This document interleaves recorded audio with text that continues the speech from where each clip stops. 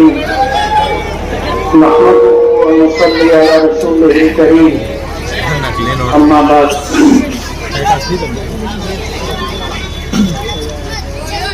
عربی کا ایک مقولہ ہے السعی منی والاتمام من اللہ، کہ کوشش کرنا ہمارا کام ہے اور کام کی تکمیل اللہ رب العالمین کے قبضہ قدرت میں۔ ہم ہمیشہ اپنے جلسے کی شروعات دو شعر سے کرتے ہیں۔ تیری رحمتوں کا دریا تیری رحمتوں کا دریا سرعام چل رہا ہے، مجھے بھیک مل رہی ہے، میرا کام چل رہا ہے، تیرے نام کا وظیفہ میری زندگی کا حاصل، تیرے نام کی بدولت میرا کام چل رہا ہے۔ آج کا ہمارا یہ جلسہ ملک میں ہونے والے لوک سبھا پارلیمنٹ الیکشن کے سلسلے اور اس الیکشن میں امیدواری کرنے کا ہر ہندوستانی کو حق ہے۔ ہندوستان میں رہنے والا ہر وہ شخص جو ہندوستانی شہری ہے وہ اس ملک میں گرام پنچایت سے لے کر کے پارلیمنٹ تک کا الیکشن لڑ سکتا ہے۔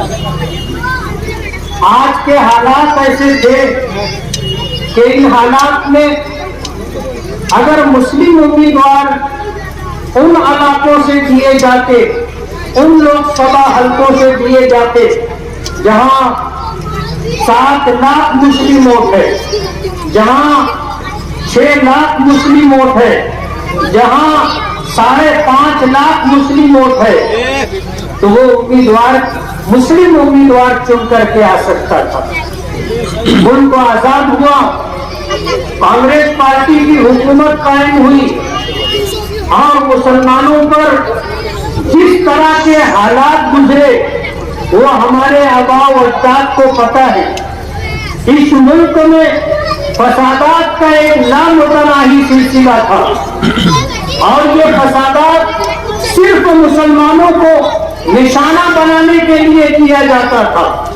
تباہی اور بربادی ہوتی تھی تو مسلمانوں کی ہوتی تھی، اولاد لوٹی جاتی تھی تو مسلمانوں کی لوٹی جاتی تھی، اور اگر پراپرٹی جلائی جاتی تھی تو مسلمانوں کی پراپرٹی جلائی جاتی تھی۔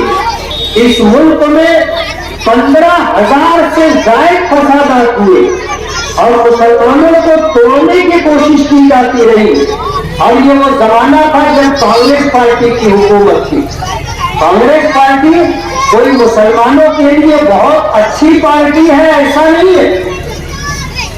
سچر کمیشن کی رپورٹ نے ہمیں یہ بتایا کہ اس ملک میں مسلمان دلتوں سے زیادہ پسماندہ ہے، اور یہ غربت ہماری اگر کسی پارٹی نے بنائی ہے تو وہ کانگریس پارٹی نے بنائی۔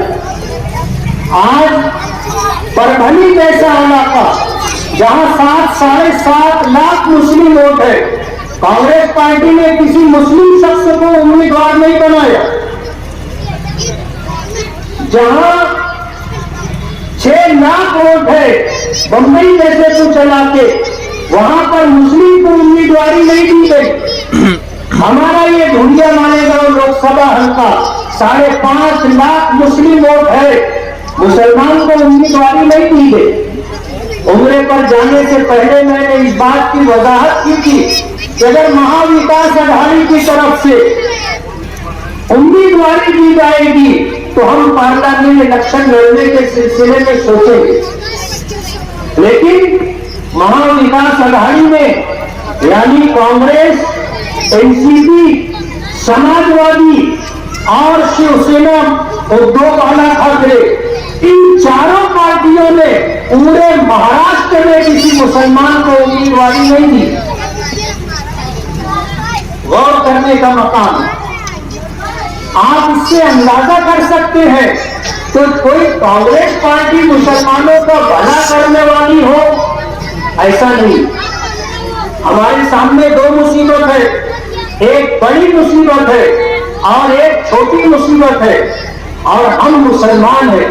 صاحب ایمان ہیں، اللہ پر، اس کے رسول پر ایمان رکھتے ہیں، اس کی شریعت پر ایمان رکھتے ہیں، ہم تو اللہ اس کے رسول کی ہدایات کے مطابق چلتے ہیں۔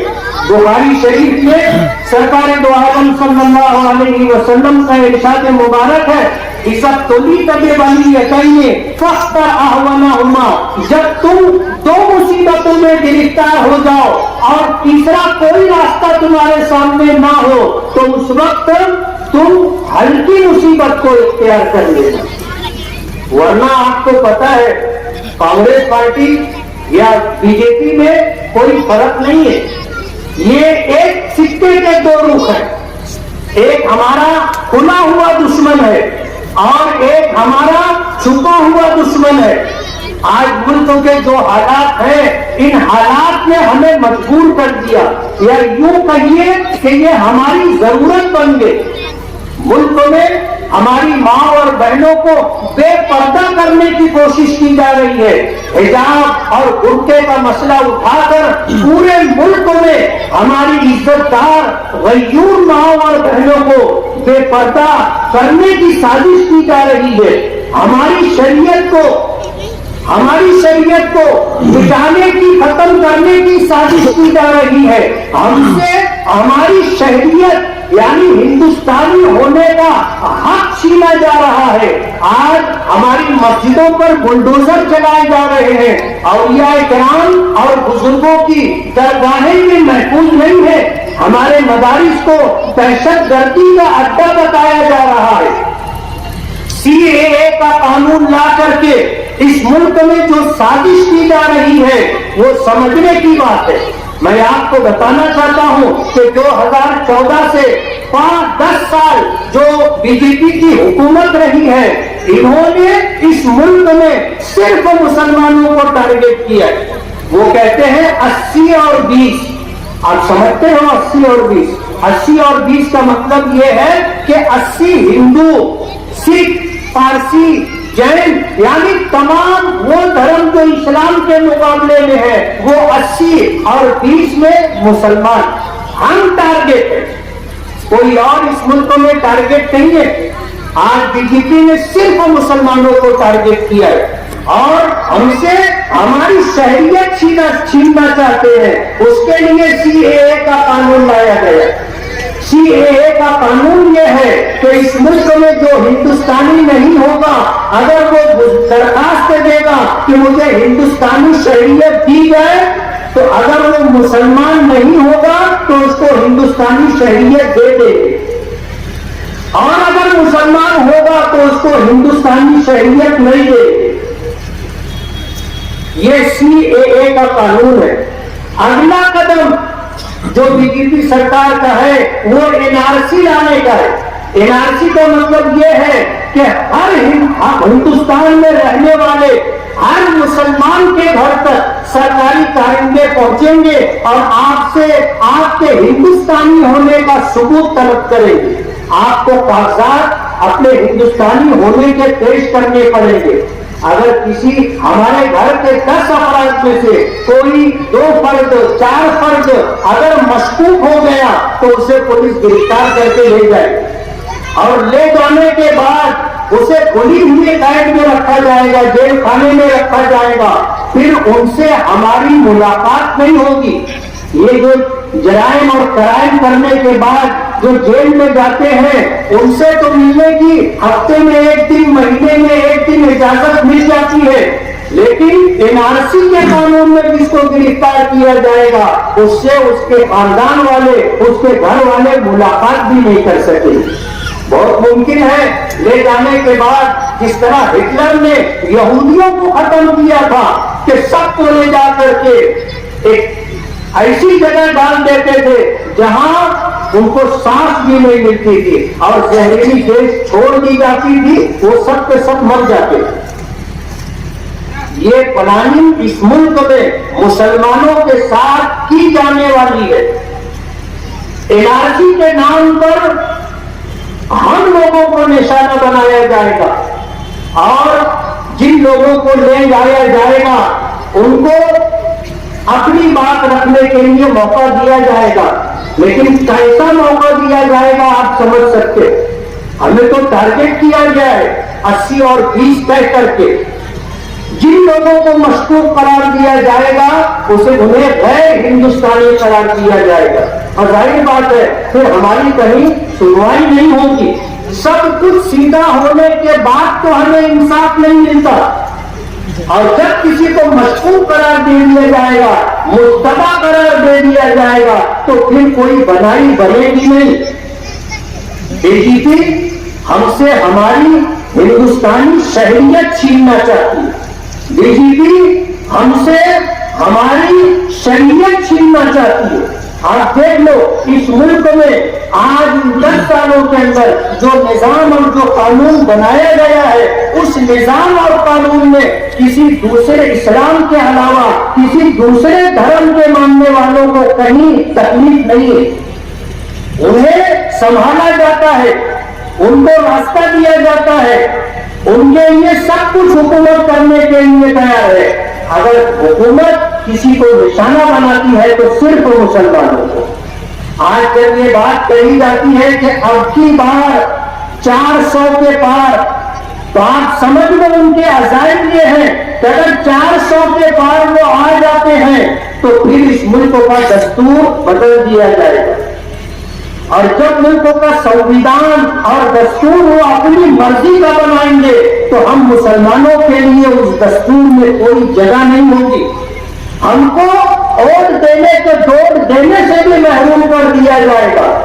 اور آج ہم نہیں، دوسری سیاسی پارٹیاں، دلت سماج کے لیڈران، ہندو سماج کے لیڈران، دوسری سیاسی پارٹی کے لیڈران یہ بات کہہ رہے، ہم نہیں کہہ رہے، ہم تو ان کی بات آپ کو بتا رہے ہیں، نقل کر رہے ہیں کہ آج یہ بات دوسری سیاسی پارٹیاں جو اپوزیشن میں ہیں وہ کہتے ہیں کہ اگر 400 کے پار گئے تو ملک کا دستور ختم ہو جائے گا، 400 کے پار گئے تو اس ملک میں یکساں سول کوڈ نافذ کر دیا جائے گا، اور 400 کے پار گئے تو پھر دلتوں کو اور پسماندہ طبقات کے لیے جو ریزرویشن ہے وہ ریزرویشن ختم کر دیا جائے گا، اور دستور اور سنویدھان کے مطابق ہمیں جو حق ملا ہے کہ ہم اپنی مسجد بنا سکتے ہیں، اذان دے سکتے ہیں، باجماعت نماز پڑھ سکتے ہیں، ہم ختنہ کروا سکتے ہیں، اور ہمیں یہ حق ملا ہے کہ ہم مدرسے بنا سکتے ہیں، اپنے مذہبی تعلیم کو ہم اپنے بچوں کو دے سکتے ہیں، ہم اپنے مذہب کے مطابق نکاح کر سکتے ہیں، ہم اپنے مذہب کے مطابق طلاق کو اختیار کر سکتے ہیں، ہم اپنے مذہب کے مطابق وراثت تقسیم کر سکتے ہیں، ہم اپنے مذہب کے مطابق ایک دوسرے کے حقوق دے اور لے سکتے ہیں، یہ سب کچھ ختم کر دیا جائے، اور اس ملک میں مسلمانوں کو آج تو ہم 2 نمبر کے شہری ہیں، آنے والے دنوں میں اگر اب کی بار 400 پار یہ بات اگر صحیح ثابت ہو جاتی ہے تو پھر ہم کہیں شمار و قطار میں بھی نہیں رہے، کوئی حیثیت نہیں ہوگی۔ ایسے حالات ہیں، ان حالات کی وجہ سے ہمیں ہمارے نبی جناب رسول اللہ صلی اللہ علیہ وسلم کا وہ فرمان کہ جب تم 2 مصیبتوں میں گرفتار ہوگا تو ہلکی مصیبت کو اختیار کر لو۔ آج ہمارے سامنے روڈ گٹر کا مسئلہ نہیں ہے، بجلی کا مسئلہ نہیں ہے، ہیلتھ کا مسئلہ نہیں ہے، تعلیم کا مسئلہ نہیں ہے، ہمارے سامنے سب سے بڑا مسئلہ ہماری شریعت کا۔ اگر میں مسلمان رہ کر کے نہیں جی سکتا تو ایسی زندگی جینے سے فائدہ کیا ہے؟ ہمیں ہمارا ایمان عزیز ہے، اور ہم اپنے ایمان کو اپنی جان سے زیادہ عزیز سمجھتے۔ نبی کریم صلی اللہ علیہ وسلم نے یہ بات فرمائی تھی کہ قسم ہے اس ذات کی جس کے قبضہ قدرت میں میری جان ہے، کوئی شخص اس وقت تک ایمان والا نہیں ہو سکتا جب تک کہ میں اس کے نزدیک، میری لائی ہوئی شریعت اس کے نزدیک اس کی جان سے، اس کے ماں باپ سے، اس کے بچوں سے اور دنیا اور جہاں میں جو کچھ ہے اس سے زیادہ عزیز نہ ہو جاؤ۔ बुखारी शरीफ में आता है कि हज़रत उमर फारूक रज़ी अल्लाह तआला अन्हु इस बात को सुन करके कहने लगे कि अल्लाह के रसूल, आप मुझे सबसे ज्यादा अजीज हैं, लेकिन मेरी जान मुझे आपसे ज्यादा अजीज है। हुजूर ने फरमाया कि उमर, तुम्हारा ईमान कामिल नहीं। हजरत उमर ने गौर किया और ये बात उनके दिल में कही कि उमर, तुमने जो बात कही है वो सही नहीं है। सरकार के एक इशारे पर तुम जान कुर्बान करने के लिए तैयार हो जाते हो। अगर तुम्हें अपनी जान अजीज होती तो सरकार के लिए तुम अपनी जान कुर्बान करने के लिए नहीं जाते। हजरत उमर ने कहा कि अल्लाह के रसूल, आप मुझे अपनी जान से ज्यादा अजीज हैं। तो सरकार ने फरमाया, अल उमर, अब तुम्हारा ईमान कामिल हुआ है। तो हमें अपना ईमान अजीज है। हम कोई कांग्रेस पार्टी को उसमें सुर्खात के कर लगे हैं इसलिए उसकी हिमायत कर रहे हैं, ऐसा नहीं है। आज हमारे सामने दो मुसीबतों में अच्छी मुसीबत है और वो ये कि कांग्रेस पार्टी का जो उम्मीदवार है वो आज मुंडिया मालेगांव लोकसभा हल्के में बीजेपी के उम्मीदवार को सीधा टक्कर देने की हैसियत रखता है। अगर हम मालेगांव से सही मानों में भरपूर तादाद में अगर हमने वोट दिया तो कांग्रेस पार्टी का और महाविकास अघाड़ी का ये उम्मीदवार जीत सकता है। आज इस तरह के हालात हैं। हमने शोभाकांक्षी बच्चाओं को जो वोट देने का और वोट दिलवाने का जो फैसला लिया है और हमने बगैर किसी मुतालबे के, बगैर किसी डिमांड के, बिना शर्त हिमायत और बगैर किसी कंडीशन के सपोर्ट करने का फैसला किया है, तो इसलिए कि हमारी माओ और बहनों का पर्दा बाकी रहे, इसलिए कि हमारी मस्जिदें बाकी रहे, इसलिए कि हमारे मदरसे बाकी रहे, इसलिए कि हमारी दरगाहें बाकी रहे, इसलिए कि वक्फ की अमलाक बाकी रहे, इसलिए कि हम मजहब की आजादी के साथ जी सके। हमें उम्मीद है, हमने महाविकास अघाड़ी के उम्मीदवार से यही बात कही है कि हम आपसे आज कोई मुकाबला नहीं करते, लेकिन जब आप चुन करके आ जाओगे और जब सरकार बनेगी उस वक्त हम अपने मुकाबलात आपके सामने रखेंगे। आज तो मालेगांव का मुसलमान आपको हर हाल में सपोर्ट करेगा। मालेगांव एक मजहबी हैसियत रखने वाला शहर है, हमें कोई खरीद नहीं सकता। हम अपनी वोट का सौदा नहीं करते। हम गद्दारे जिल्लत नहीं है, हम गद्दारे कौम नहीं है, हम जमीर फरोश नहीं है, हम मिल्लत फरोश नहीं है। इस सिलसिले में इस शहर में जो कुछ हुआ है अगले जलसे में या और किसी मौके पर मैं आपको तफसील बताऊंगा। मैं आज आपसे ये अपील करता हूँ, वक्त खत्म हो रहा है, मैं आपसे ये अपील करता हूँ कि 20 मई को सुबह सवेरे आपको हर हाल में वोट देना है और ये वोट आपके हिंदुस्तानी शहरी होने का सबूत है। अगर आपने अपने हिंदुस्तानी शहरी होने का सबूत फराहम नहीं किया और कल अगर आपके खिलाफ एनआरसी के तहत कोई कार्रवाई होती है तो आप किसी और को इल्जाम मत देना। आप अपनी कोताही को सामने रखना कि ये मुसीबत हम पर अपने वोट न देने की वजह से आई है। इसलिए मेरी आपसे गुजारिश है कि 20 मई की सुबह अव्वलीन सातों में धूप में तेजी आए, उससे पहले खुद भी और अपने घर की माँ और बहनों को साथ में ले जाकर के आप वोटिंग करवाए। अगर आपने ये काम किया इंशाअल्लाह, ये छोटी सी हमारी कुर्बानी है, इंशाअल्लाह इससे हमें आगे बड़े सियासी फायदे हासिल होंगे। अल्लाह ताला हमारी इन कोशिशों को बरअमल फरमाए और जो लोग इस मुल्क के दस्तूर को और आईन को खत्म करना चाहते हैं उनके वजूद से अल्लाह ताला इस मुल्क को नजात अता फरमाए। वहाँ दावाना अल्हम्दुलिल्लाहि रब्बिल आलमीन।